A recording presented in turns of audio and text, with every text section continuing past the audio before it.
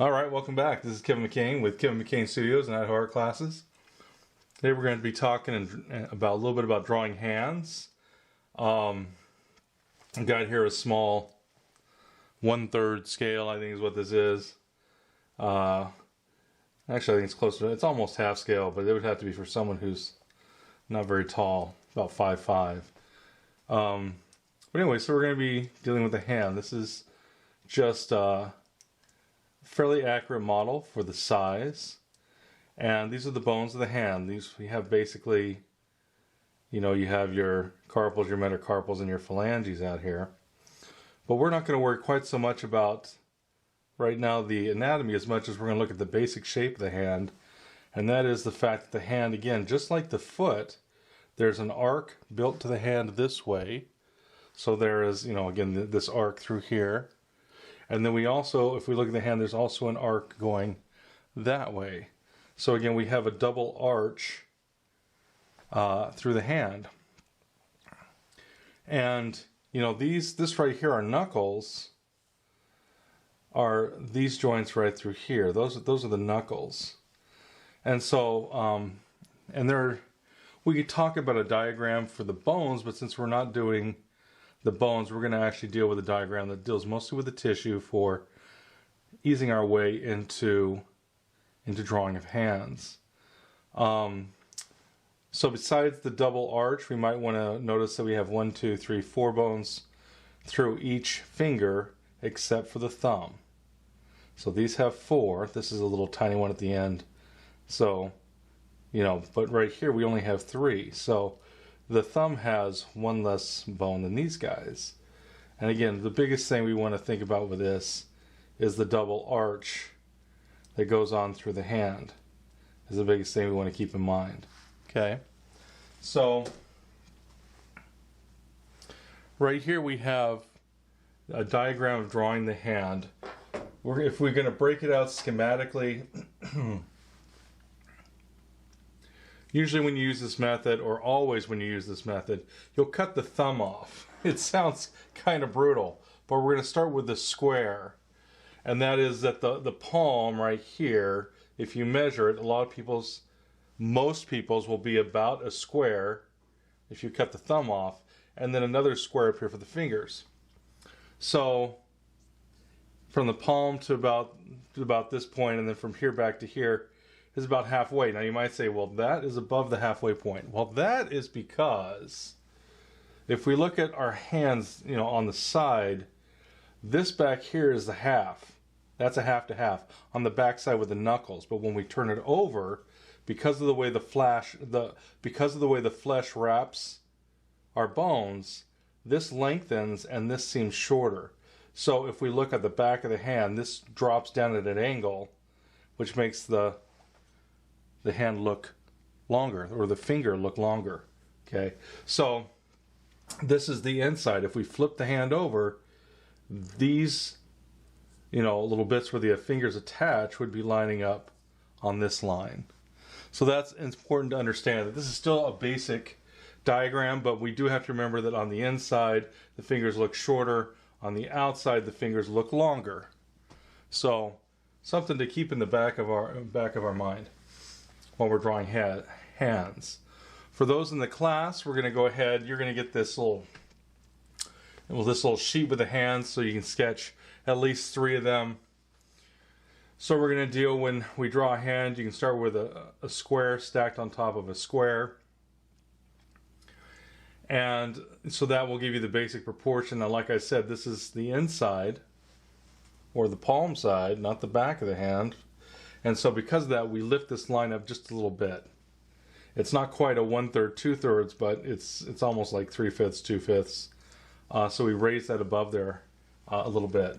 Now the other important thing is that the fingers, of course are just basic cylinders. If we break the fingers down, and that can help us, especially when fingers are doing curling different ways, break them out as separate cylinders that are kind of attached, and that will help us break down dynamic fingers.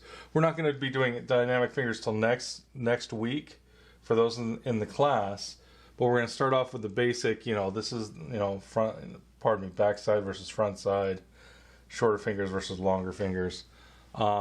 This almost looks a little different because this is in perspective, and it's two different people's hands. So, and again, remember this is just a basic diagram, so it might be slightly different. I mean, there is going to be this variation on everybody's hand, but where this to the finger ratio, some people have what seems to be longer fingers, just like there's longer faces and rounder faces and thinner faces. This is just a guide. However, it's a pretty good guide. So we would start off with a true square and then stack another square on top of it to start the drawing of the hand. Then for the fingers we would, and of course we're starting here, but we'd break these down into about thirds, okay? And these are slightly longer than that last third, so usually we'll just add a little bit to this and make this tiny bit shorter. But the other thing to understand is that the fingers, the middle finger is the longest. Now again, depending on the person, my index finger is a little shorter than my ring finger. And some people's that might actually be a little different. You always, again, everyone's fingers are slightly different. I haven't looked at a ton of people's. I mean, I've drawn a lot of hands, but when you start getting these really dynamic things, I mean, it's sometimes, we're talking just about like a little bit. I mean, you put these together and they're only shorter by, very little, half an inch or less. And if you're doing something like this, it's going to be much less noticeable. But you're going to get an arc going on through the fingers down to the pinky. Another arc going across for where you have the little joints, right? Our first third, our second third, and our third third. And so again, the middle finger is always the longest. And so we're going to have an arc going down from either side. And so we're going to look for these arcs. There's an arc, there's an arc, there's an arc. And interestingly enough, on the bottom side, if you start to look at it, usually it's an opposing arc. This will have an opposing arc this way to that. You'll find that a lot in the foot and the hand. If you have lots of curves, usually you will find an opposing curve. Hence the curve this way versus the curve that way. Two opposing curves on that hand. We also, if we brought this thumb up, we're going to find that the thumb is just about, between these 2 points, the thumb is just beyond the halfway point-ish. If we put our thumb, again, on our hand, and again, it depends on how far we stretch out the hand.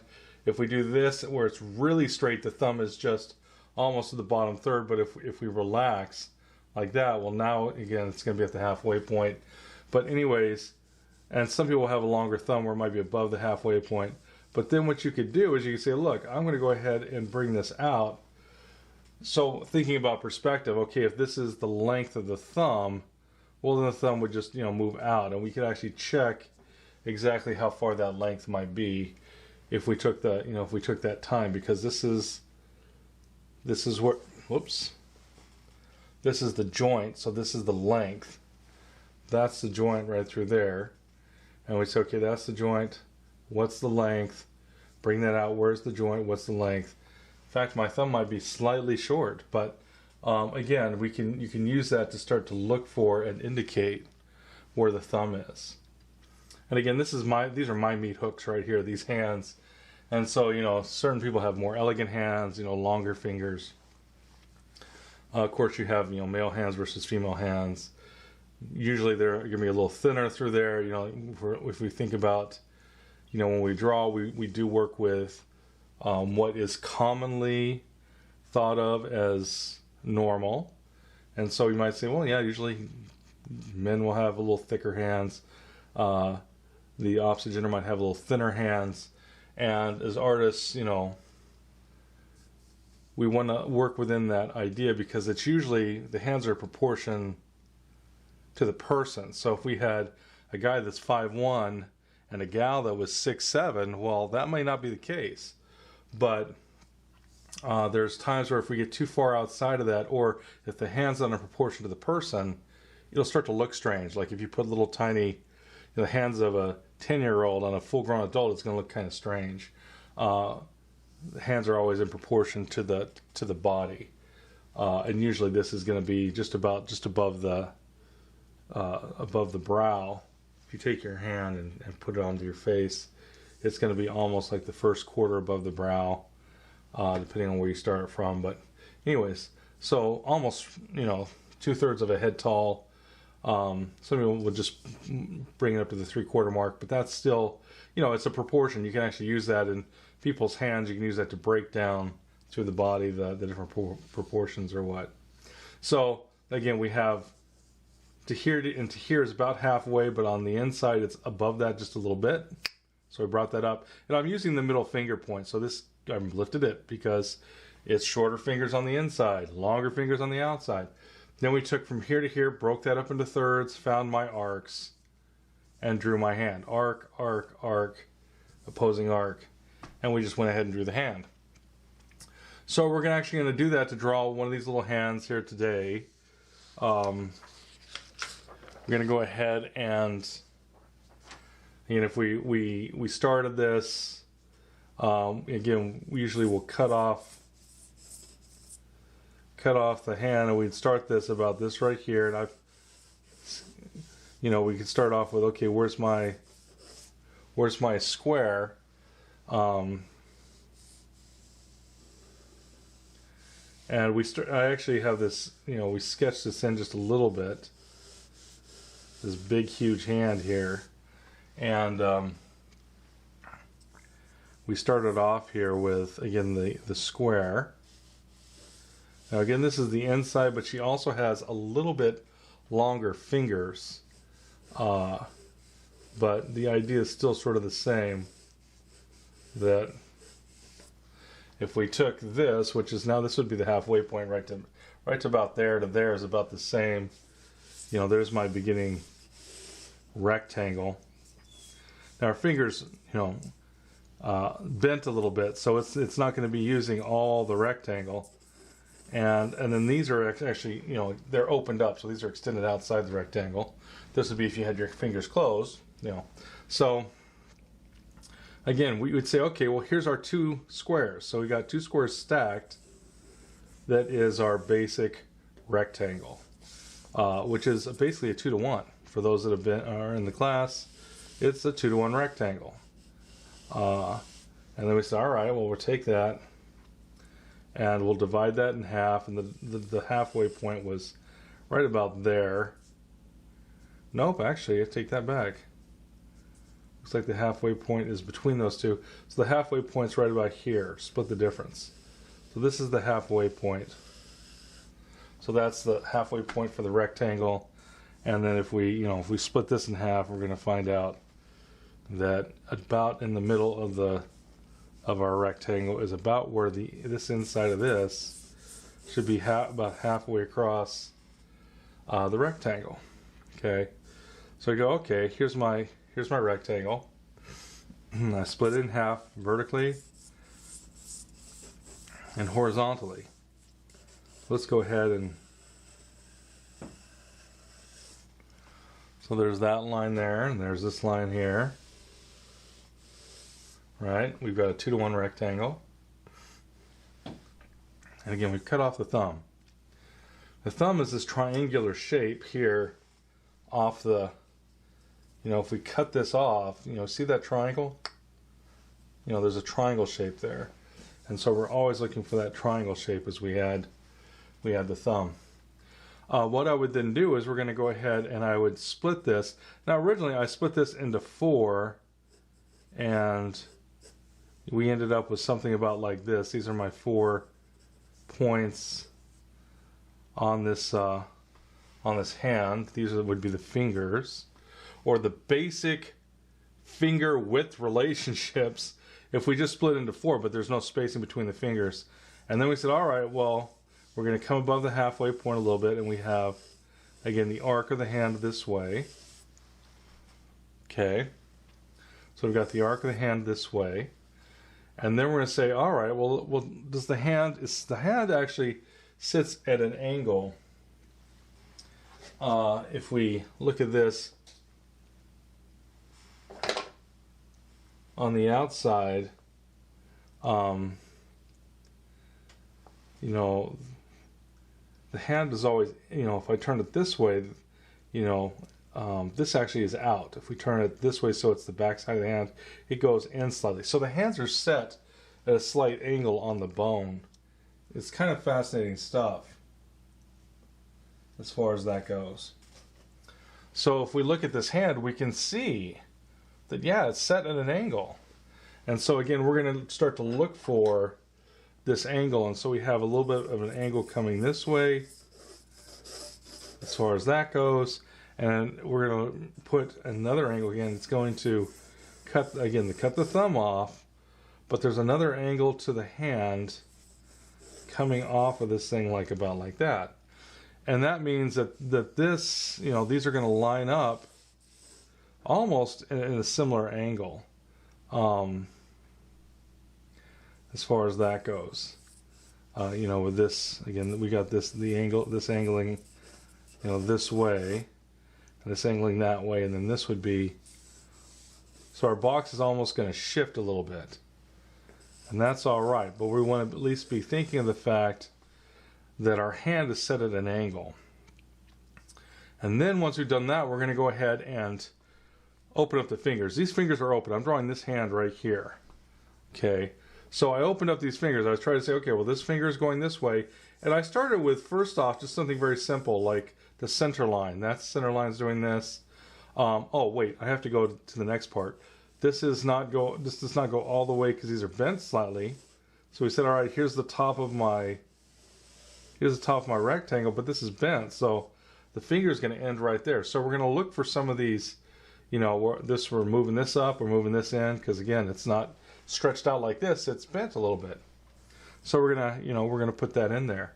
We're then going to go ahead and say, all right, well, what's the arc? And if I look for this arc, now a lot of times I won't do an arc. I'll start off with, this is the highest, this is a little bit lower, this is a little bit lower still, and then make the arc. So arcs can be harder than they look, and so it's easier to look for straight line relationships than it is an arc. At some point we do want to put the arc in, but I'm just saying to begin with, you want to look for, again, the relationship of this getting, if I slam this into here, that's below it how much, and if I slam that over to here, that's below it how much. So we can then put together that arc. We can then say, well, all right, now we've got this arc, and we're going to go ahead and use this, and this is going to echo this arc. Now, it actually starts to, as it grows out, the pinky gets a lot shorter, so this arc becomes a little bit more extreme as it goes further and further out until it gets to the fingers, where it's again it's going to be the most extreme in terms of its basic relationship. And these are my thirds, so I'm going to look for the bending points at about these third marks. Let's just double check something. This is my arc through it this way. And we'll say, okay, is that 1/3 and is that 1/3? That's 1/3 and that's a little shorter. Okay, it's almost a third but not quite. And that's what we're looking for. This goes here. This goes there. So I guess I'm jumping the gun because I would have put these arcs in, but I'm already putting it on fingers that are kind of sketched in. So once I got these arcs in, what I would do next is I would say, all right, well, now we're going to do the fingers. Well, this finger isn't straight up and in because, again, if you have your finger, this starts to go in a little bit. But this is actually stretched out. So we're going to put the basic center lines for these fingers and through the fingers on this hand. So we're going to, again, try to look for the center lines. And I already marked the fourths. These are the, right, this is where I divide this into fourths. But now we're actually going to look for where the fingers are positioned on this hand. Like this hand should stop right about there. This finger is then really extending out at an angle. Okay. So I start off with those basic ideas, and then I go, well, and these are opening up because, again, this is where the fingers are open. And so I went ahead and said, all right, well, this is my middle point, but we're going to open up a little bit. These are a little closer, so that was that opening. These are a little further, so I'm just guesstimating these. But these are to give me some points as I'm drawing this to make this appear, accurate by observation plus, and you could even do measuring if you wanted to, but we're doing guesstimations based on, again, a little bit shorter, we're shortening that, this is longer, making that longer, giving our thirds, shortening this finger, which makes all these fingers a little bit shorter as well, and then putting on the basic, the basic divisions of the fingers. Coming off the hand, we're going to see that, again, we can see a little bit of this knuckle that seems to make this rounded in this direction. And then this starts to push out this way for what some people call the web, that where the flesh connects that thumb and starts to go behind the hand. We then have where this is coming out. Now again, if I look for this to there, it's going to be somewhere just around, again, not quite the halfway mark. So we say, well, that to there. That's, again, this is just below the halfway mark. Again, we're looking for alignments, and I could certainly, measure if I needed to. But we're going to definitely look for the different alignments. Now, this actually has an alignment of this to that part of the web, and we're not going to get into this quite a lot just yet, but I'm going to also try to put the angle of the thumb in, which is like this.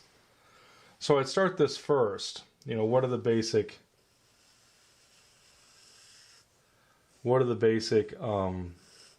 angles? The basic angles. We're not looking for we're just looking for the basic. Some people call this the gesture. Some people will even take this, since the fingers are coming out from the central point, it's cuboid forms right here. Some people will actually envision that, and they'll actually take these, from this little cluster of bones, which looks like sort of a half moon shape, and you can go ahead and again make sure that these are radiating. They have to be able to come off of there. If they don't, we're a little bit in trouble. Now the fingers can also move this way. So this one, again, it seems like it's breaking the finger, but that's because there's a joint here, and this person's a little bit double jointed where this is coming here, and then that's going a slightly different direction.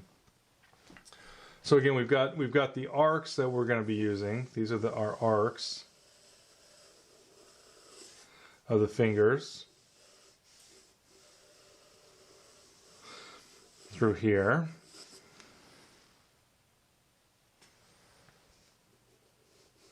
And through here. These are those arcs. Again, we said we have this arc through here. We have the width of this. Again, now it's set at a slight angle, and we're going to see areas where it's going to pick up on the fact that this is, again, sitting at a slight angle. We can also then put in the fact that there's a little bit of a opposing arch through here.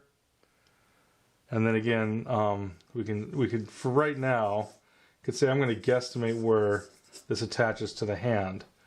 We're going to want to get a little bit more into the fingers to set this in properly, but for right now, just like, I'm going to cut through here, and this looks like that lines up with about the middle, sort of the finger where I started, so I might go, it's somewhere there, and this one seems to kind of maybe start there. And we can just put those down because these are guesstimations, and we're going to try to do better and better and better guesstimations on these relationships.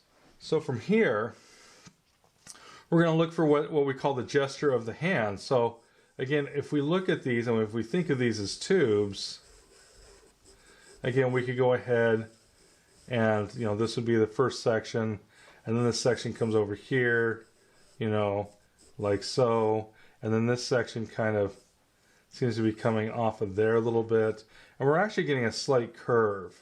Now you can either do it like tubes like that. Now this is a little bit easier with these fingers, and do the sections. Some people, I like to, and I'm certainly one of these too, people talk about the gesture. This finger bends, and if we look at this, there seems to be a slight curve, a natural curve through the gesture of this finger. So we're going to look for the gesture. And it's a little bit on the structure. So if we did the thumb, we would go, okay, yeah, the thumb comes out here, then it comes up over here, and then it actually curls back on itself. There's sort of a little S curve through that thumb. We're then going to find there's a little bit of, again, there's sort of, this isn't quite an S curve. This actually seems to hit here, and then it comes back. So it's this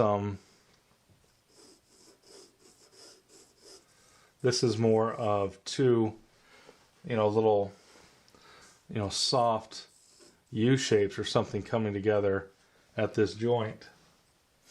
If we look at this one, we start to see where this one seems to have a reverse curve, and this comes down here, and then this is a reverse curve.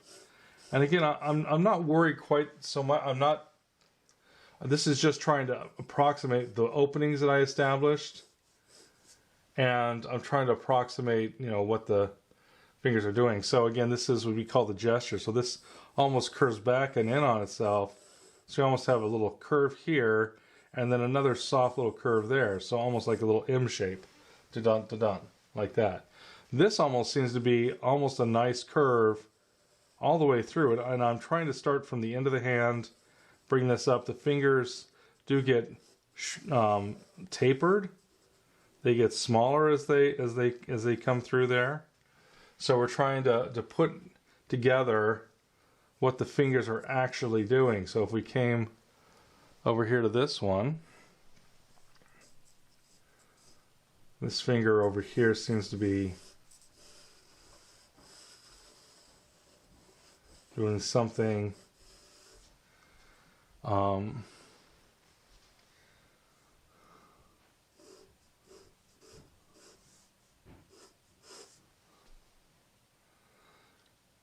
I was using my ruler to try to check this thing for parallax before I started the recording, and it had a little bit of yellow paint on it, so we'll just have to ignore that. But again, when this comes down here, and then this again is going to bulge out, this comes down here, and again this is going to come and bulge out. So again, we're just trying to approximate, do the fingers look thin enough? Do they not? Make sure they don't look too thick. Make sure that the openings that we put on here look to be accurate in their basic relationship. This kind of comes here, and then this comes over here like this. So this almost again has sort of this just a very soft curvature, almost a slight S coming out and then back and then out, as this finger seems to be doing.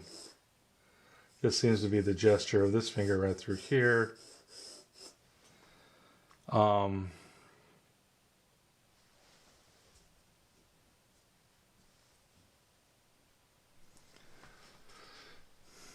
These fingers seem like they need to be longer, make them look a little more elegant.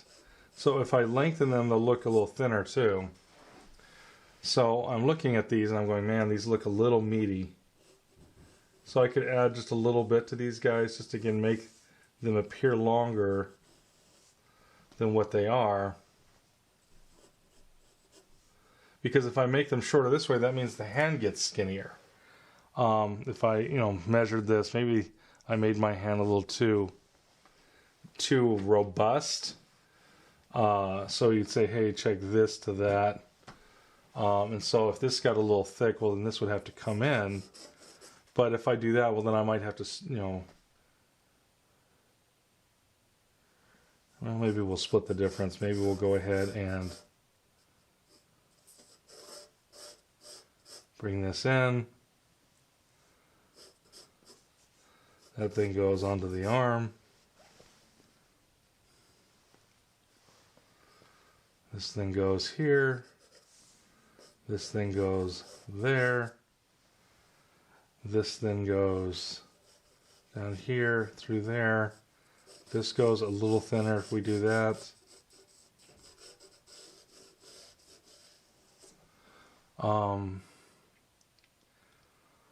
Let's see. This maybe could even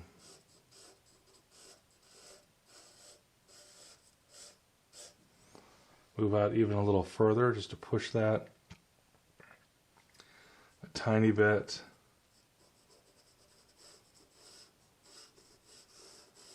This might go over here just a little bit.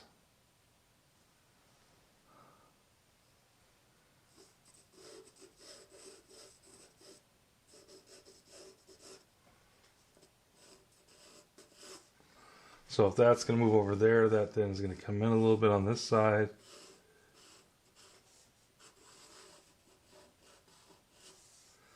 So I'm kind of doing a little bit of both. Is what I'm trying to do is I'm trying to see if I can give a nod to both of those ideas, that maybe the fingers were a little too thick, maybe the hand through here was a little too wide, and maybe I won't have to lengthen them at all. I think they still look like they're a little short, so I'm going to go ahead and add just a bit to the ends, and I think that will help a lot. Making this a little shorter, make the fingers a little less thick, and then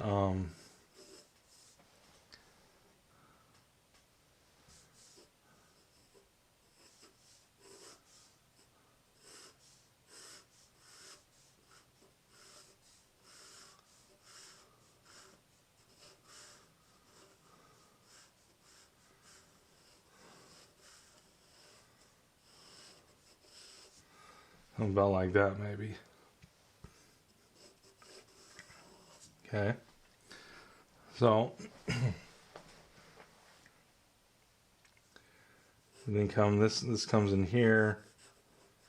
I have to try to wrap up. Now, again, these fingers are round, and so being round, we're going to have to look for where the fingers are coming and where the fingers are attaching, and that sort of thing. You're going to get a little bit of these, in certain places, like right here. Now this one extends in front of, but there's going to be a point at which you're actually going to start to try to see these fingers coming, around different spaces. This is coming in front, as this is wrapping around here, and then from there you see this again sort of coming around. It has to. There's a little bit of this coming around and wrapping, right?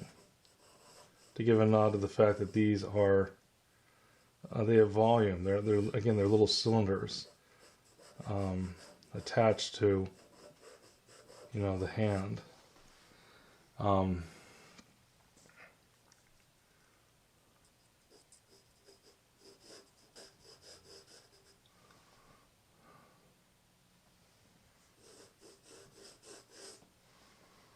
Trying to get this finger right here that seems just still a little beefy. So if I bring this in to here, this then here is the knuckle behind it. As we see just a little bit of the knuckle coming around here, just a scotch. That thing comes into the hand. Now the hand isn't flat. This hand has a bit of the side, and then this comes around this, what we call the fat pad, through there. The little fat pad.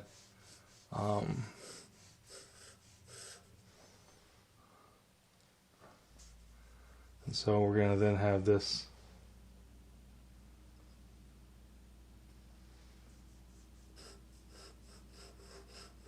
like so. And that begins to kick out. And this is going to start to come out into the thumb. And again, for the thumb is really quite amazing. We have, some people like to talk about a little bit of the palm through here. I think it was on Proco. I heard him talk about this like it's a chicken bone. And I was like, oh, be dang, that does look like sort of a like a chicken bone. But you get this, this is a muscle and then fat pad through here, and we're going to look for this basic, again, this comes out right here while this is coming down and into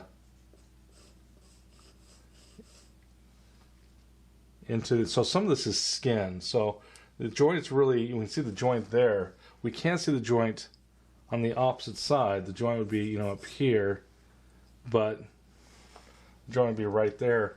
What we do have instead is we have all that skin, all the flesh attaching this to the hand. I think we might need to bring a little bit more fleshy stuff out this way, it looks like. If we looked at what the alignment is, this aligns right about up with there, which I think that's a little better. But anyways, this seems to be rounding and coming up to the next joint. Well, you have, that's very clear. And then you'll have, again, where this starts to wrap over the joint this way. You'll start to see sometimes, you can see a little bit of, as this is wrapping and turning, you can see a little bit of this bump on that side. That's the joint. So again, you'll get these wonderful, very interesting thumbs. I think are the most fascinating part of the hand, because you get where this bends almost back on itself, it looks like. It's pretty crazy when you think about some of the stuff that's going on with that thumb. It almost seems like it's broken or something, but it's just the way the thumb is designed. It allows us to, you know, to grip things and all that good stuff. Okay, so again, we've got the basics of the hand, and once we're at this part, we can actually start to check other landmarks. So again, like, well, where does the arm start? And it seems to start kind of in the middle of the pad for that finger. It's not quite just outside, it's a little bit in from there. This seems a little bit too much, unless this is in the wrong place. And if we look for this one, it aligns with that pinky. Well, that might be the answer. Maybe this needs to move over, which means this moved about the same amount, and now I've got about the same amount for the arm, which doesn't seem to bother me quite so much.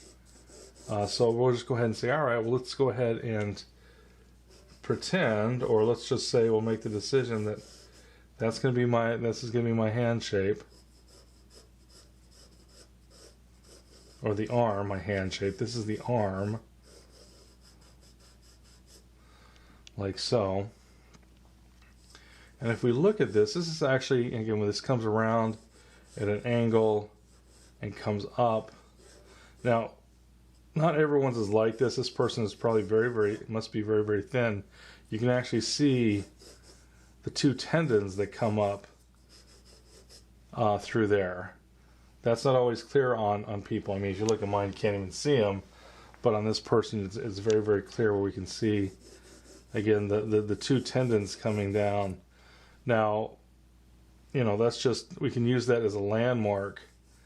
But again, this comes up, and this tries to tuck into there, and then this comes down. And you'll get some, you know, you'll get a couple different creases up here that, again, you can look for depending on who you're drawing. You know, the creases coming across there. That allows the, you know, it's from the hands folding and, you know, bending and all that good stuff. We want that. We then have the chicken bone pad. This is a fat pad that's going to come through the hand. I just want some more landmarks, so I'm going to go ahead and try to put some of these landmarks in. There's this transition of the skin to the next bit of fat pad. So we have pads all along here. It's kind of like if you had a dog or a cat and you look on the bottom of their paws, they have these pads. You know, well, we do too. It helps us to grip things and other stuff. So, and you'll get like this little triangle that starts to happen. There's a fat pad along here. Again, it's very interesting. We don't think of these. If we look at the bone, the only thing is once we get out this far into the hand, there's a point at which it's all you have left is fat and skin, because the muscle will stop depending on which side you're on. This has muscle here and muscle here, and some, you know, but the fat pads these fat pads through here, are very important, and they echo the arch. And you can start to go, okay, well, this fat pad goes here, and this fat pad is going up and then through there, you know, and all this fat pad's going, you know, up through there or what have you. This is way far to the right, so I think seems like this should be over here more. But you can start to deal with the, again, a little bit with the fat pad of the hand. And you have some of the major creases. Like you can't really see, but usually you'll have a second crease just above, this is right below the fat pad, which is what this is. Then there's a second one that comes in here, right, and it comes down. So, I'm not going to worry a ton about that. You can't see it on that person, so we're not going to deal with it. But normally, yeah, you'd have another one, and it's going to round around all these different little forms. So this is sort of a furrow, so it'd come down, then it would come up and over and around, you'd see that sort of stuff on somebody's hand. Now this person's got all kinds of creases. And if their hands could tell a story, this person has some very interesting character to their hands. Pretty interesting stuff, really, as far as that goes. We're going to come back in here to the fingers, because I think, this stuff, I mean, it's good to know. Don't get me wrong. It's not that it's not good to know. It is. But there's also some things that we want to know that are I think, a little more important that we're going to deal with here, and which is going to be the fingers. This is actually just a little bit of the side of the hand coming into this little, the web, if you will, between the thumb and the fingers, or what have you. And so we could go ahead and deal with that. But let's say we've got enough of this roughed in, and now we want to, again, deal a little bit with the finger portion of this. Well, each one of these fingers, again, now, some people will render these as tubes, but these tubes also have a boxiness to them. And so, as you're looking here, you'll start to see, again, a little bit of the box. This is the side of this finger as it comes down and kind of comes in here, and then this comes and puckers out. And sometimes you'll see sort of like sometimes, like this I think is a little straight, you'll see like a little curvature to that, which I think is kind of fun. This comes up through here, and then this on the back side of this. Now this is really subtle, but again on the back side there's a little bit of, we'll see just a little bit of it going up a little bit, because again the knuckle, there's a knuckle back there, and we can see just a little bit of it. We can just see a little bit of it, not a ton, but it's little stuff like this that really is going to make these fingers feel more like fingers. It's some fascinating stuff, the way look for the volumes, look for a little bit, and sometimes we'll try to bring a little bit more of a curve. This picks up a little bit of curvature in this. Again, this is on the fingers. You have basically fat and skin, and so we're going to go ahead and put a little bit of this fat pad on there. As far as that goes, that then comes up into here.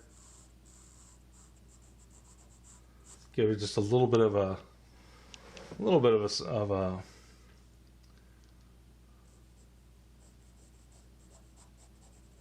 crease line in there. If we wanted to, we could, that might be a little too dark, but this would then be the shadow side of that finger. This would be the top side. And so we could start to deal with, hey, what's the shadow shapes on this stuff, to get a little bit more volume going on our finger.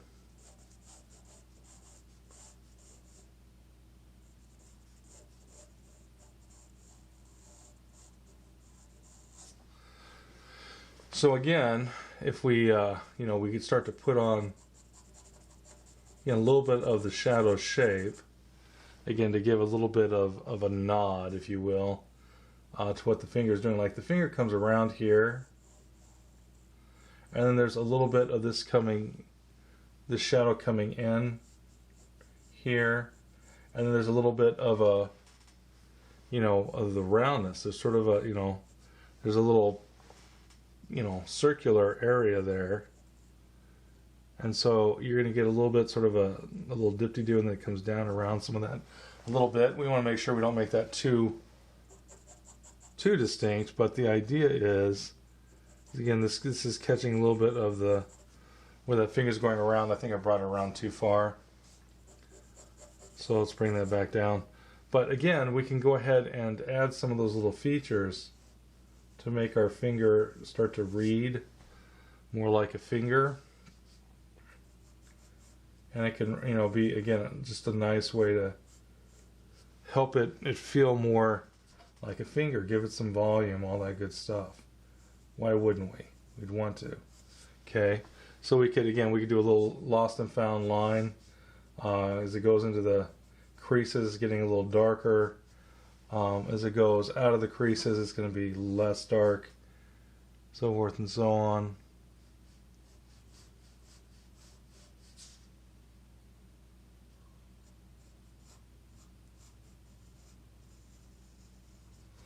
Like so. Again, this can be really, really fun when you start getting into, you know, what's happening on the finger.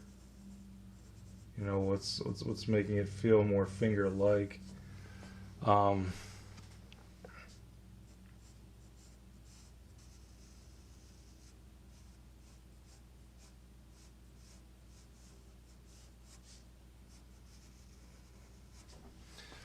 again, we could start to detail out these fingers. We could go ahead and bring this in here, bring this in around here, like so.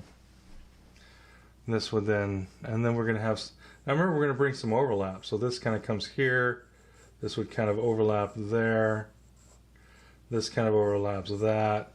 You know, we're going to start to deal with, you know, some of these overlaps of this area especially. And, you know, is really important. This actually pulls and stretches, and so there's a, you know, a couple of overlaps through here that, again, that are very important and very clear because of the way they're stretched, because this is an extended thumb. As this comes down here under the thumb, this goes behind while this overlaps. So I was just double checking a couple things on this. Again, this is overlapping just gently.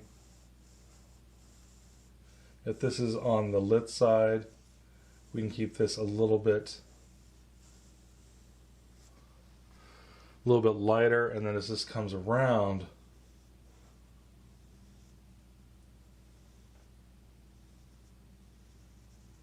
we can make this a little darker. And you can even make it a little thicker. Try to indicate the idea. Now I can't really see a fingernail back there. If it is, it's in shadow, and I just can't see it because of the photograph. I'd almost think that I'd see, no, maybe not. All right, this comes in here. Now this is in back. This is the back knuckle. So that means, again, this is going to overlap. So we're going to try to, and that's probably a little bit too strong. It goes too far. It seems to, sometimes overlaps are very, very soft, subtle things. They go from an outside contour to being just a gentle indication of the interior form of an object, and we don't want to destroy that. If we're not careful, we will. There's a little bit here where we get another stretching of the skin following around here, and there's a secondary, again, sort of a secondary stretching of the skin through there, and then there's a little bit, again, of a crease mark through there, and that's, again, where we are able to fold our thumb. That's from where the thumb will fold, and that's why we've got that crease mark. We then have a crease mark coming around through here, and it usually will slice, you know, if I look at this person's, it's going to slice usually right through the knuckle part. Again, it can be a very, very effective tool. It can be a very effective tool to seeing how, yeah, I went the wrong way. This needs to be, I was making it concave when it needs to be convex.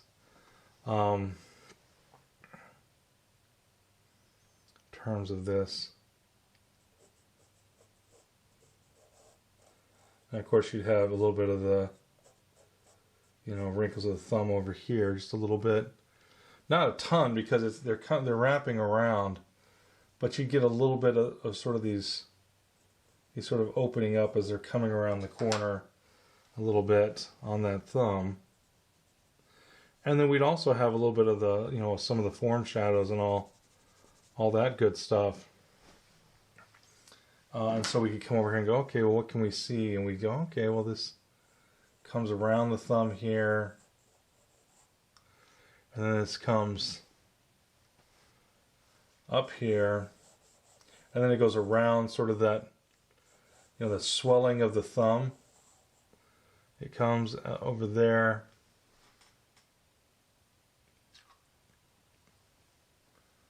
Huh.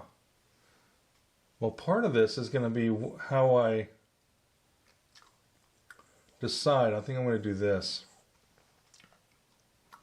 So when we're doing values like this, we have to push things into light or dark. And I just went ahead and decided, well, what I was originally going to make light and what I was originally going to make dark, I changed. So,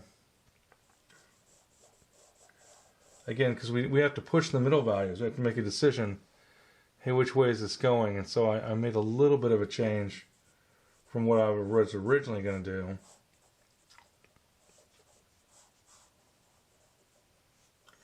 So you could have this, and coming over here into the chicken bone, as someone had called it, which I love that. It looks like chicken bone. I'm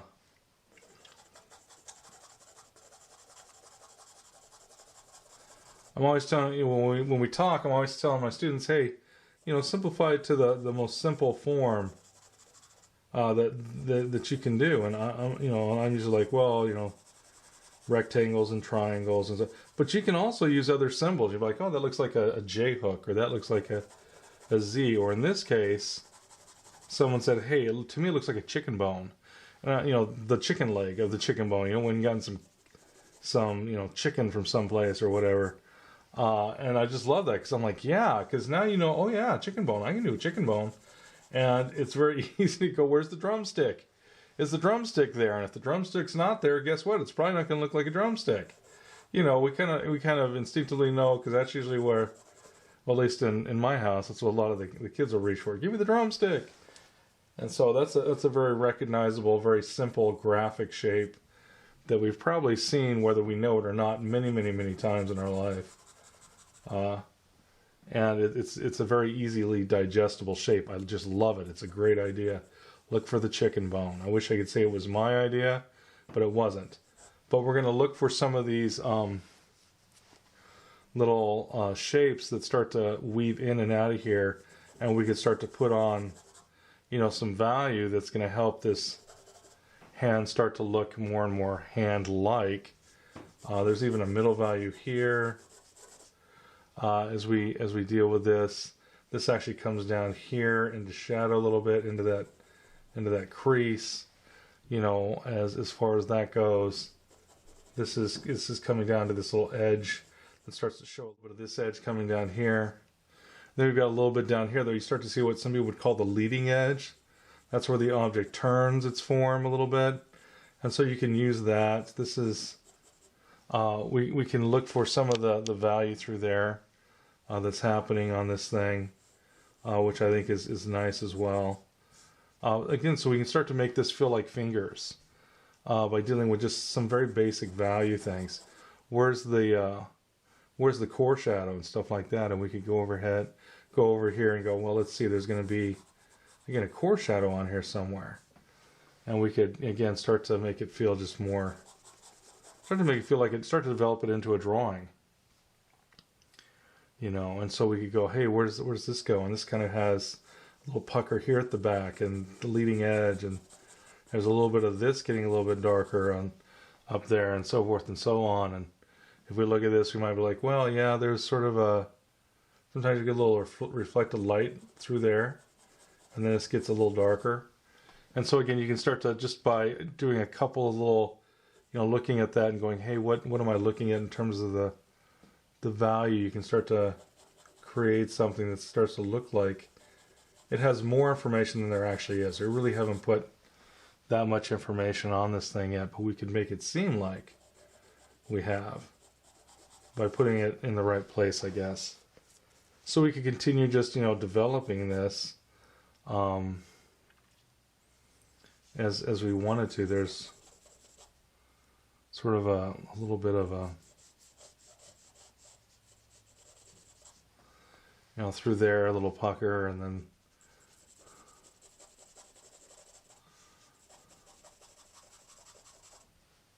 this, like where the skin is sort of bumping upwards or puckers a little bit. I have to make sure I pronounce that so that there's no misunderstandings. So we're just wanting to make sure that, again, we can again give a nod, as people might say, giving a nod to the value.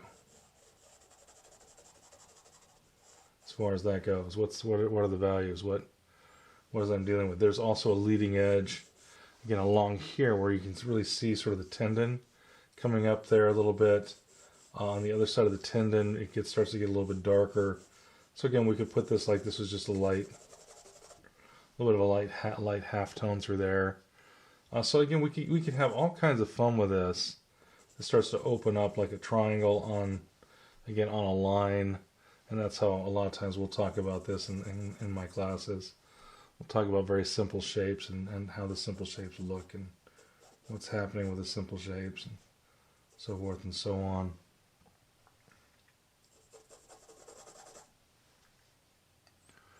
So again, we can just, we could keep going with this and putting this on here.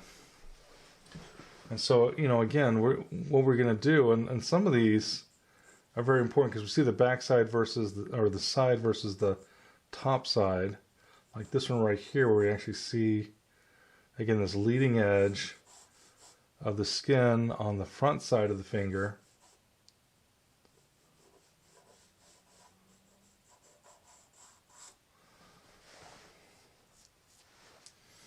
And then we've got the back side too. So we've got this that comes in a little bit, pulls and stretches, and then this comes out and it bulges a little bit, so it's minimizing coming in front of a little bit of that stuff going on in the back.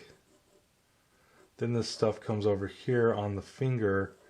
Now there's a little bit more, there's capillaries at the ends of the fingers, and so because of the capillaries it gets a little darker. So we also have to start thinking about what's actually helping the form and what's not. And so on something like the pigment, we have to decide: are we going to deal with the fact that the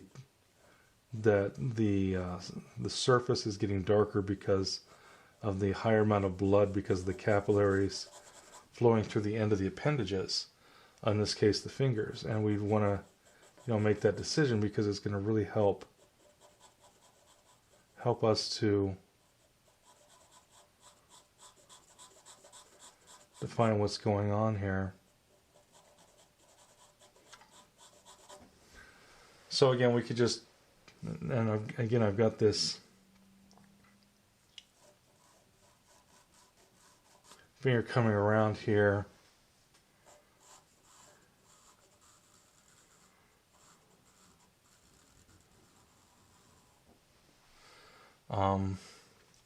We have a little bit of the back, where the back connects to this. We can see it kind of go around the back, versus where the front attaches. And the front attaches right through here, and we start to see again this is where it comes in. Now again, this is someone who's really thin, so usually this would be closer. That crease usually doesn't pull up that far, but this is someone again that's really, really thin. So we can see this slight little triangle coming up and onto there. And then where that meets, there's a crease, right? Well, that's a very important structural idea. This also has a little bit of a belly down here because it's curving. So there's going to be a little bit of value down there as that pushes out. Of course, value through here. you know. Again, these different little things are going to help our finger look like a finger. It's going to look like, you know, one of those wonderful, healthy little digits on our hand.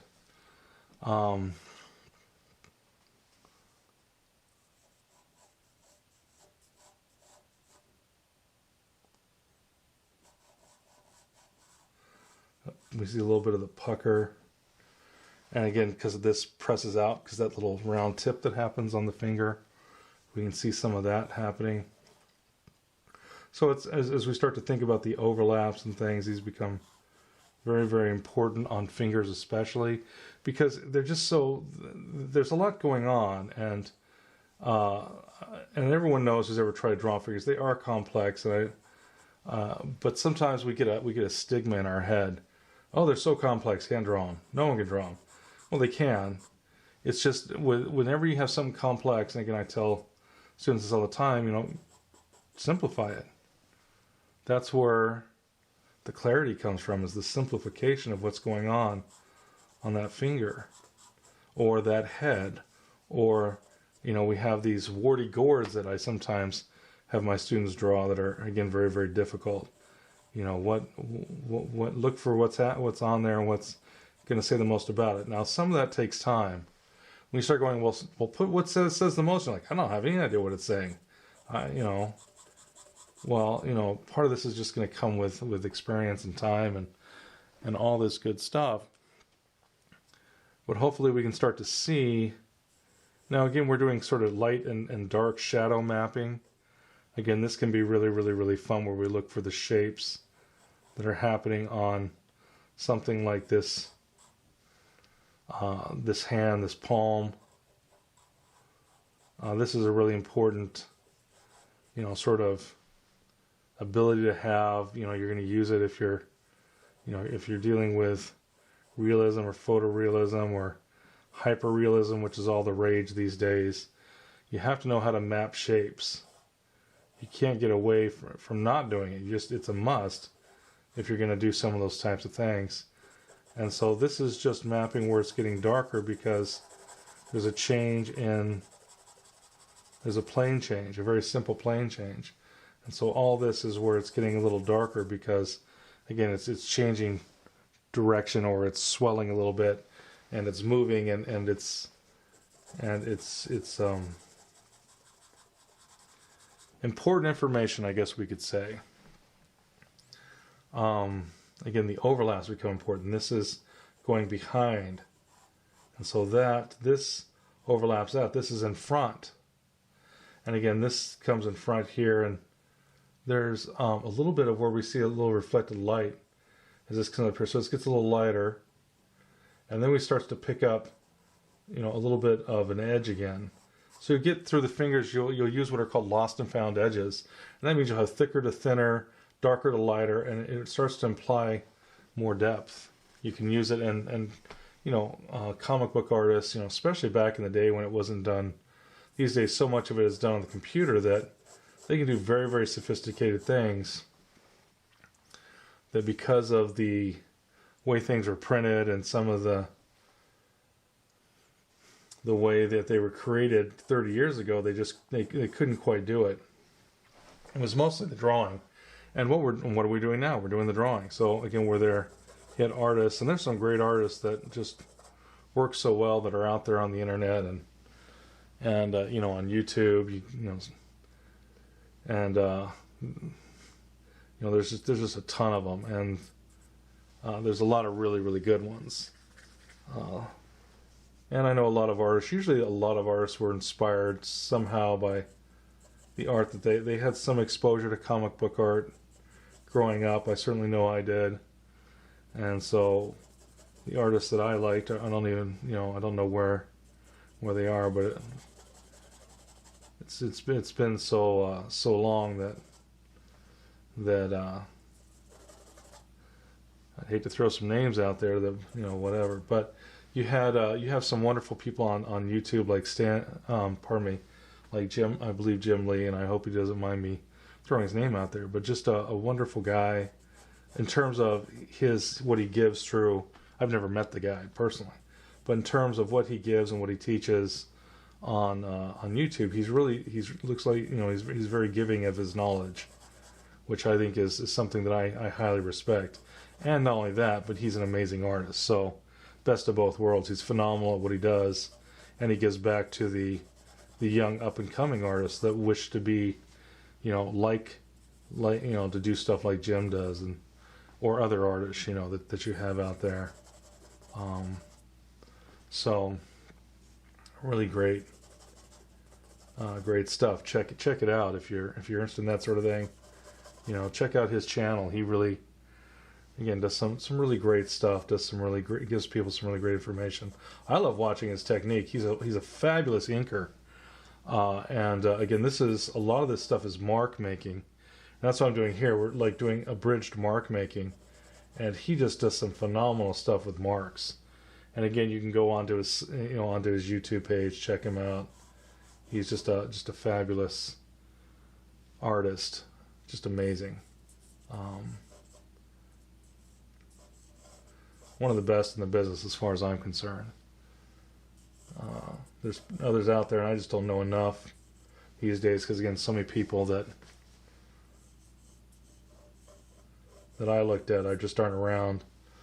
And I only know Jim because I think we're about the same age, but I know I've just seen his work because I haven't you know, really tracked comics since I got, you know, out of high school. We won't talk about when that was, but I don't think if he was in the business, he was just barely in the business, you know, and now he's, you know, at the top of his game. And so anyways, but I became an illustrator and stuff like that, and so and a family, you know, raising a family and all that stuff, and so didn't have a lot of time for those comic books or whatever. But a few years back, I used to go to did a few Comic Cons with my wonderful spouse, because she's an author, and she had written some really cool fantasy books called Gift of the Phoenix and stuff like that. And so we'd go to these cons, and so we went to probably about maybe a dozen cons, and that's how I was like, oh, who's this guy? Oh, that's Jim Lee. Oh, really? Who's Jim Lee? You know, that's how he kind of got under my radar as we started going to these cons to help, you know, make people aware of Gift of the Phoenix. And so we'd go in there, and we'd see these different people, including people that I knew when I was a young boy, and it was pretty amazing seeing all these folk out there and still, you know, creating and you know, sharing their gifts with others, and it's pretty cool stuff as far as that goes. So again, we could just continue. We'll just do these other two fingers here real quick. I think you get the gist of what I'm talking about. I think you understand sort of where we're going in terms of this palm. Palm is actually a little bit in shadow, while this fat pad here is a little bit in light. I may have messed that up just a bit in terms of the relationship, but I think I can still get it to read. But the idea is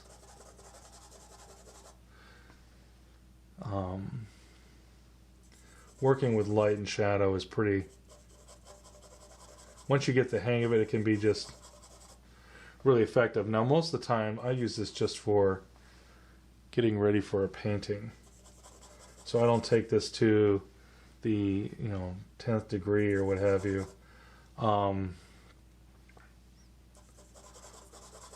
But there's times I've done like comic book stuff as an illustrator, and so we had to do some get out the brushes and the inks and do some of the cross hatching and some different things and dynamic mark making. It's since I haven't done it all day long, I break a sweat when I have to do it, because I mean, you got to bring it. There's no messing around. You really got to bring your best game. And if you're not playing that game every day, it can be an intimidating thing to do. And that's why I have even more respect for some of these people whose names I've thrown out there. And again, I'm not throwing them out there because I know these people. I just know know of them, have seen their stuff. They do a fantastic job, and if you want to do a fantastic job, I'd encourage you to go check them out. Again, lots of really great artists out there on the web, and a few of them are again on YouTube and stuff, and they don't have a problem showing their stuff and sharing with people. Some people are a little stingy with their sharing with people how to do certain stuff, whereas other people are just very giving. And so, give them a look-see, as people might say, or something. Give them a look, see what they're doing, and see if you can go, oh yeah, I like that, and start incorporating. Maybe you like the way they hatch, or maybe you like something they did with their inking, or maybe you like the certain tool that they use, and you start playing with it, and then you start adding to it your own voice, and that's how that's what we do, that's what you do to become an artist. Artists aren't born in a vacuum. They don't just. It's built on the ideas and techniques of other people, and sometimes you get people that start to talk as if it's just all of them, and too many times you'll find that most of those people, a lot of people like that are either self-trained or something like that, so they're unaware of the traditions that have come before them. And I hope it's not because they're just too naive or too overly confident that they actually believe that they're somehow not influenced by all the visual stimuli that they've had, whether they're aware of it or not, since they were brought into this world. So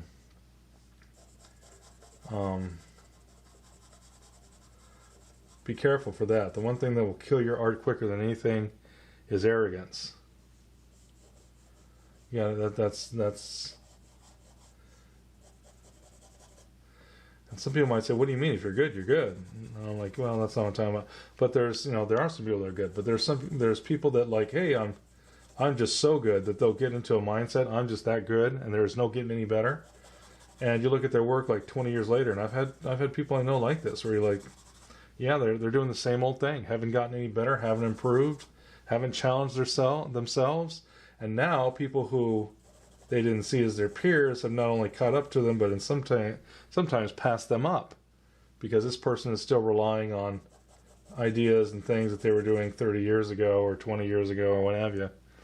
And so, if you're not gonna try to get better, you won't get better. And if you're not gonna get better, people that are trying to get better, that are in the biz, other artists, they are going to get better, and they will pass you up. There is no, so you got to be really careful to not get into a mindset that you're, just all of that, because that's an art killer right there. Always try to learn more. Always be open to figuring out how to do more with your art. How to get closer to your goals. How to improve what you're doing. Is there a certain technique? Is there a certain idea that will help you to improve what you're trying to do? The closer and the more you do that, the more you stay open and try to learn, the better off your art will be, the better off you will be, and the better off your career will be, because the better you are, the more people will want to use you. That's just a natural thing that's going to happen, and that's a good thing. And so keep it up. Don't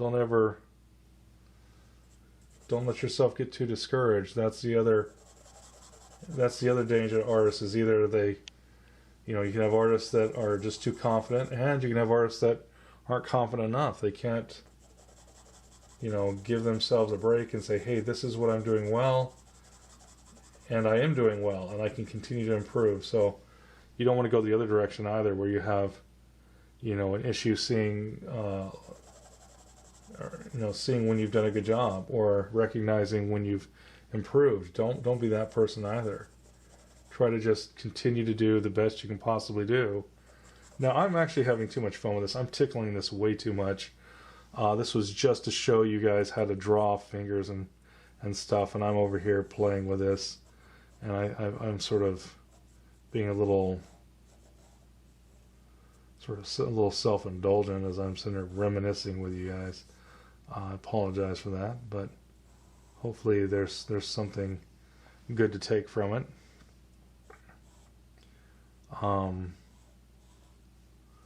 And fingers, again, they're very well designed. They're beautifully designed. Fingers are some of the most fabulous, fascinating things on the human body in terms of just how interesting that they are, and how subtle they are, and they have so much expression, so much. Some people would say gesture, and they certainly do have gesture, but they also have lots of expression. And I'm sure most people have seen. There's a famous pair of hands drawn by a famous artist, Albrecht Durer, and I'm probably slaughtering his name because I believe was Northern Germanic, or in the area that was, the Germany and all that, and Austria and so forth. I don't know exactly where he was in terms of, because of course the maps are a little different now than they were when he lived 400 years ago. Let's see, was it 400 years? I think he was alive in the 1500s, so yeah, I might be off 100 years. But anyways, a wonderful, wonderful artist, known for inspiring and part of the Renaissance in Rome, but you also had a Renaissance, what sometimes was, at least when I was around, when we were studying, it would be called the Northern Renaissance. And Albrecht Durer was a big part of that.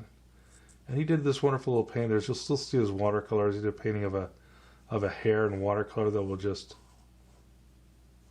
blow your mind how wonderful this watercolor is. It looks like a really tight oil painting.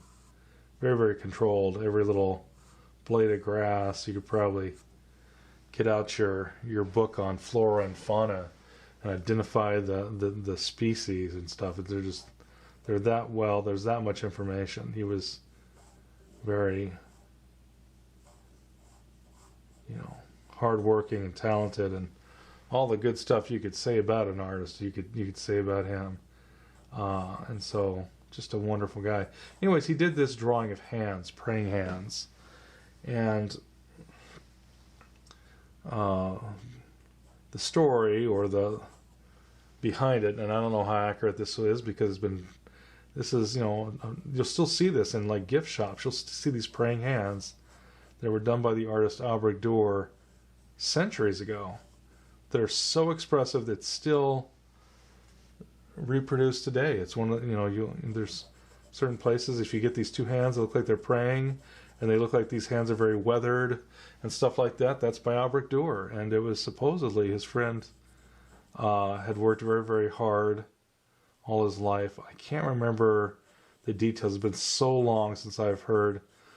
I don't know if he was an early patron of his, if it was just a good friend of his. It's been so long since I've heard, sort of the tale behind the tale or something like that.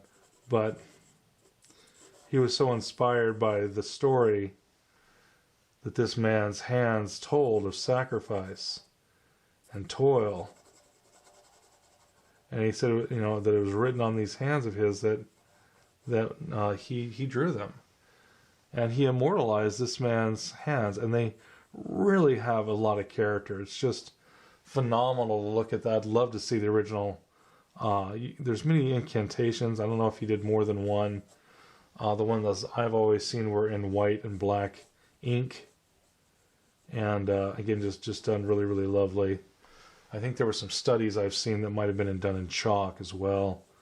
But again, just really, really wonderful tribute to this friend of of this master artist who, again, he was so, it seemed that his hands told a story that he felt just had to be told. And I think he was also a very faithful man, that he sat, he did what people are supposed to do. He worked for his family and, and sacrificed, health and youth for, a higher, more noble purpose, as some people might call it, how raising a family and all that good stuff. And so I'm just, what I believe, what might have inspired the artist. I might be projecting a little bit there, but there was, again, this seems to be a religious component to it. Obviously, the hands are praying, but it's the story it's almost a story that's behind the prayer. The story of the hands themselves. That's what's really being told, and those hands are shown, again, the sacrifice of a life dedicated to, family and of course, toil and labor of keeping one, alive and all that sort of stuff that has to be, done. We have to, again, make our living, earn our keep, all that good stuff. And, yeah, it's, and again, you've probably seen it. You've probably seen it, don't even know it. And it's something, again, that's been around for centuries. It's amazing how it is so inspiring that it has stayed to inspire people and been used to inspire people for generations. And so that's what hands are. Hands is a story. And whenever we draw, hopefully we're looking for a story. We're looking for, what is it that this, what does this say? What does this mean? What does this tell us? What is this, what is there a story that I want to tell, or is there more than just what it is? Hopefully there is, because it's always more inspiring to see, where we're looking at something that's more than what it appears to be. There's, something, what's behind, the curtain almost, but not even that. That sounds a little bit too much like smoke and mirrors. Well, what I'm saying is that as artists, usually we are drawn to things that do have a story that to us says something, and when we draw it, we want to say the same thing to the viewer. We want to be able to, create a visual, so, and that, when you get into this, people might be like, well, that just sounds like illustration. And I was an illustrator for many years. But it's not just illustrators that tell stories. There are many fine artists that tell stories. I think when you look at, even many abstract artists, there's a story to be told there. It's not as abstract as it may first seem, because they're usually the best artists want you to see a little bit. There is a story to be told. Looking at, a painting, the painting Guernica or something, that's a particular story of a particular scene of, a bombing of a particular region of Spain. It's a, if you look at some of the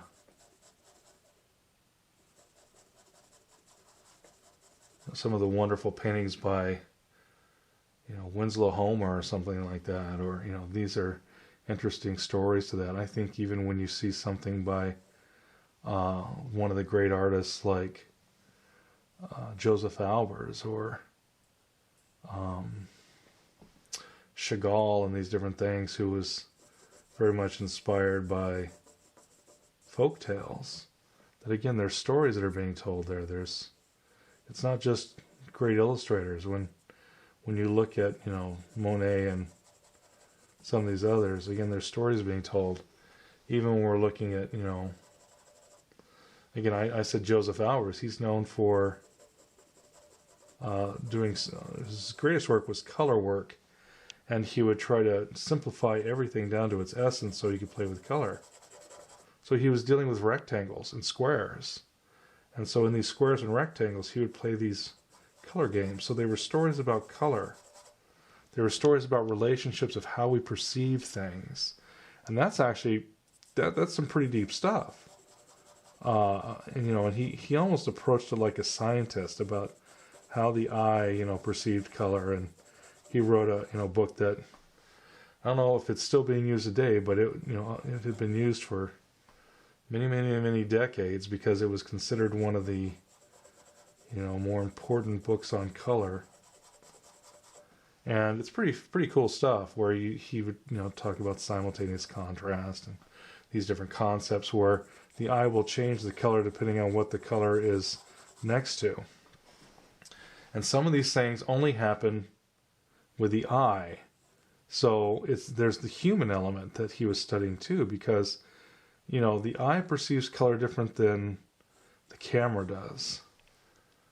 And so if you see something with a camera, the color would be different. A good example of that is if we are looking at an apple, a red apple, under a green light, because we know the apple is red, our brain will cause our eyes to see more red than is actually there. Whereas if you took a picture of it, all of a sudden the apple is going to be black because of the way that light from a red wavelengths of light and green wavelengths of light and how they interact. That same apple with a shot with a photograph would not look red at all. It would actually look black.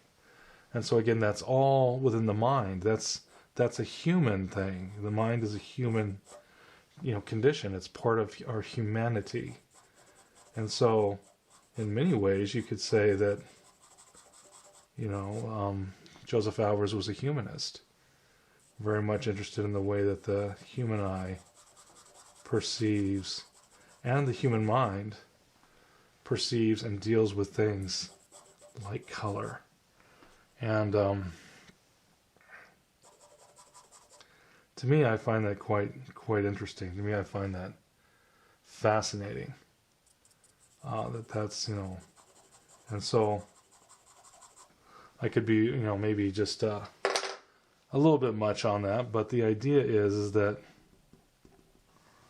and again, this person was, if you didn't know that looking at his picture, you might say, oh, he's just doing stuff with squares. He's just trying to be abstract.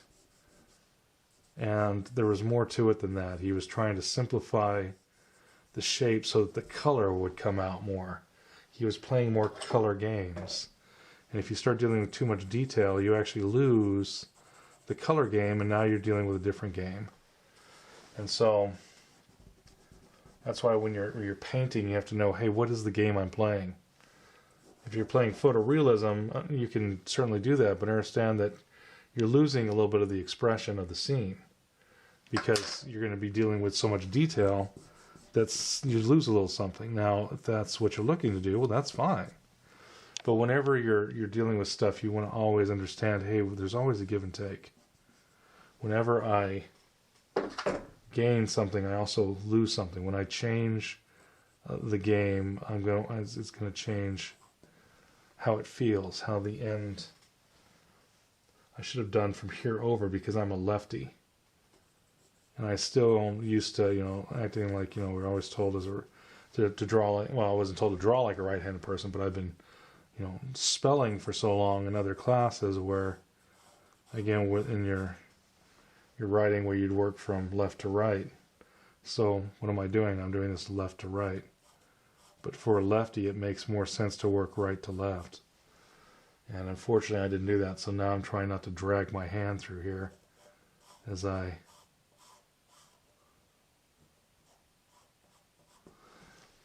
draw this.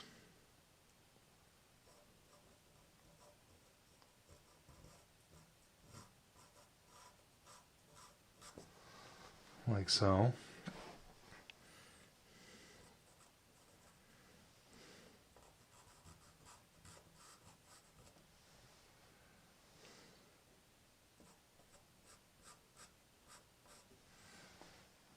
All right. So I think we've got enough of this. This is pinky is a little bit losing a little bit of the structure. This almost like she might be this person. I think it's a gal, if I remember right. Might be double jointed, but this finger almost seems like it's busted a little bit through here. So I'm going to go ahead and see if I can shear that off through there. It still looks like, so if you curve this too much, and I think I've gotten to that, if you curve it too much, it starts to look like there's no bones under there. And I've kind of pushed this a little too far, and now it's starting to look like there's no bones under there. Now, as an artist, you know, sometimes we push it and then we pull it back. So what I would want to do is I'd want to come back in here and I'd want to, you know, you could reestablish the contour of this thing as we're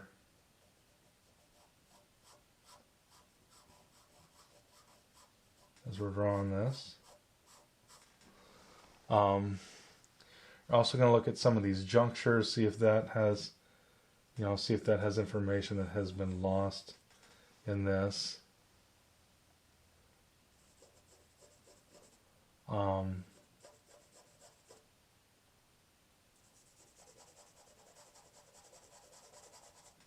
So that's how you could take this and make this a little less broken. You can also, where these junctures come together, make sure that they are, you know, changing direction. If I have something that's coming here, this will extend. That means there's going to be a little bit of a usually a bulge or something of some kind over here on this side. So again, you can always go back and try to check the structure. Is where I'm going with that. Check the structure to see what the structure is doing. And a lot of times that will help resolve some issues. This little bit here, I think it's too pointed, it needs to curve. A little tip right through there. Okay.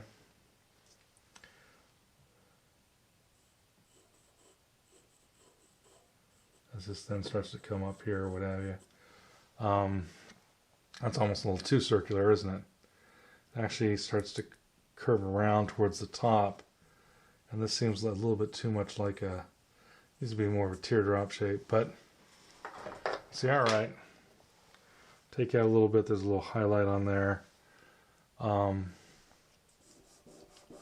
Soften this. As far as that goes, we'd have, all right, so we have a little bit of this going on. Okay, so there right here, we're going to just go ahead and call that good. So watching me play around with this, but I've double checked this juncture, and that juncture a little bit more. Same thing with these guys.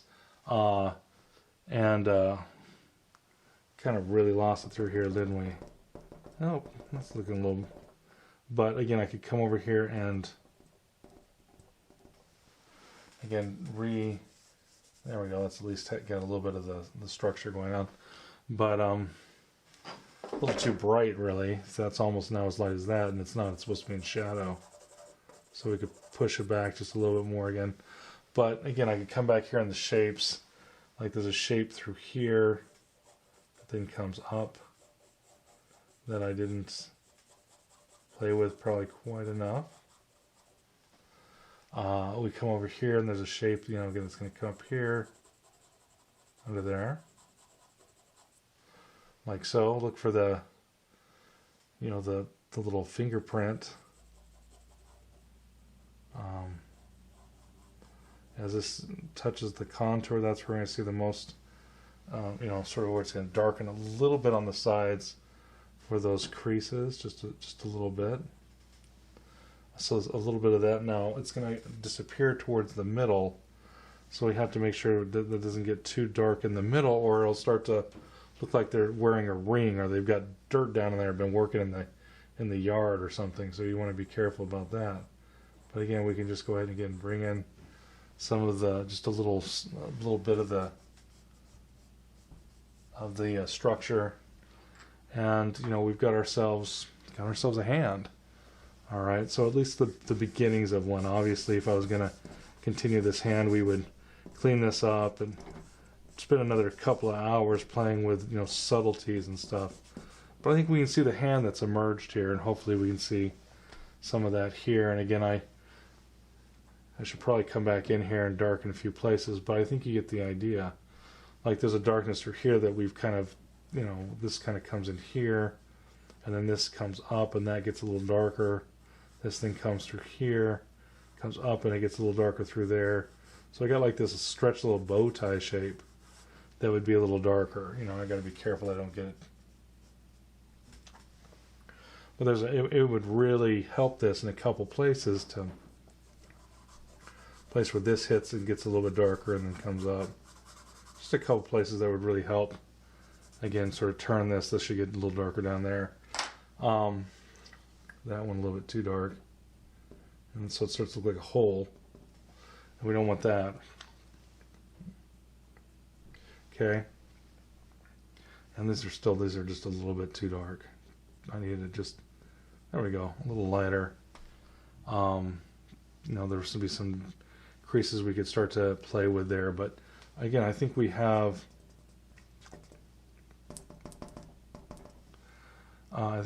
sort of the basic idea of what's happening on this hand. As far as that goes. And again, if we can clean, as you clean this up, you can start to use your eraser to clarify some of these places that may need just a little bump with some value up here, you know, so forth and so on. I'd want to double check these. They don't seem to quite have, they seem too blocky, and we need some of the, you know, where this would be coming around. There's a part where if I leave that edge all the way up, it's going to seem more blocky. If I actually begin to round it, well, then again, it'll seem more round. So just little stuff like that can be, again, help to, again, create the feeling of these fingers. Sort of, that's called, some people call that lost and found edge. And we're going to want some of that on this. So, again, this has been Kevin McCain with Kevin McCain Studios. This is the basic drawing of a hand. I hope you guys will use this and, yeah, have a good time with it. Be more creative. For those in class, I'm going to send you this. I want you to do 3 of these hands, and I want you to break it down using the 2x1 rectangle. Divide these into 4. This is going to be about halfway, but it's a little bit above because it's the inside of the hand, the palm side. Remember that these are in thirds. The thumb is about halfway up, you know, there, and we just brought that out. And so, yeah, go ahead and have some fun drawing this. Enjoy, and be more creative. Bye-bye now.